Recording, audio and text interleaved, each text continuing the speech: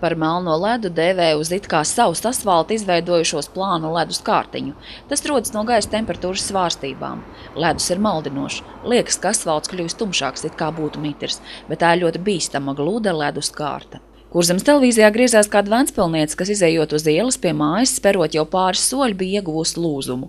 Inesē laimīgā kārtā ir gan veselības apdrošināšana, gan saprotošs darba devējs, bet laustā roka likusi mainīt visus turpmākos mēnešu plānus. Šā gada 10. janvārī aptuveni 10:30 es iznākot no savas mājas, Sausakļu jau 33-35, gribēju šķērsot ielu, praktiski veicu 20 soļus un tur arī uz ielu apsēdos.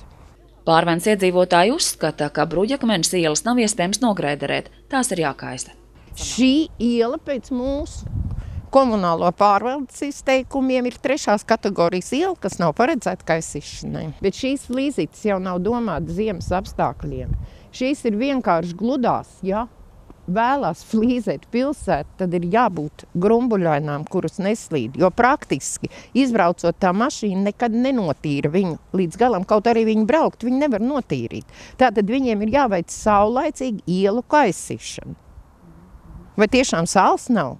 Saskaņā ar Rio klasifikātoru komunālā pārvalde ielas dala 6 grupās. Katrai ir savs pilsētas noteikumos paredzēts laiks, kādā tā ir jānotīra. Ielu uzturēšana notiek pēc noteiktiem normatīviem. A un A1 klases ir jābūt notīrītai 2 stundu laikā, B klasei 4 stundu laikā.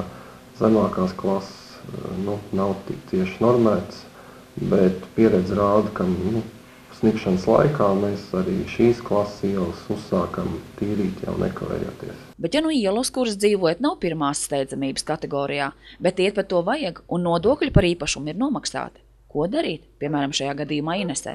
Šīs vietas var nokaisīt ar smilts maisījumu, un šo smiltu komunālā pārvalde arī piegādā pēc pieprasījuma. Ņemot vēl vērā, ka mums nav ietves un tikai braucamā daļa, pa kuriem tad, lai tie iedzīvotāji pārvietojas par šiem ūdens noteikti grāvjiem? Iedzīvotājiem jābūt ir uzmanīgākiem un, ja gadījumā tiešām ir ļoti kritisks noledojis, ir atkal aicināti zvanīt. Labiekārtošanas kombinātā ir dežūrējušais autovadītājs, kas dodas uz tām vietām, kur pēkšņi parādījušās problēmas. Tāpēc ir ļoti būtiski informēt dienestus saulaicīgi. Mēs aicinām iedzīvotājus būt aktīvākiem, informēt par šādiem bīstamiem ceļu posmiem mūsu pilsētā. Valsts policijas Kurzemes reģiona iecirknī šogad reģistrēti 8 ceļu satiksmes negadījumi, vienā no tiem cietuši cilvēki.